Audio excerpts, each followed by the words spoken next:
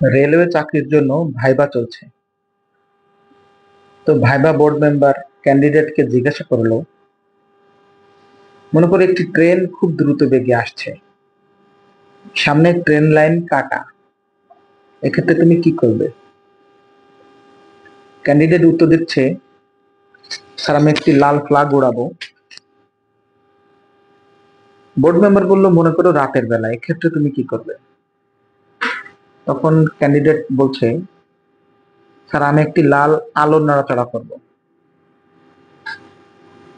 তখন board member বলল, মনে করো তোমার কাছে লাল আলো নাই, এখন কি করবে? তো ক্যান্ডিডেট বলছে, স্যার আমি আমার বোনকে ডাকবো। বোর্ড মেম্বার বলল, কেন বোনকে ডাকবে? ক্যান্ডিডেট বলল, স্যার আমার বোনের রেল অ্যাক্সিডেন্ট দেখার খুব শখ,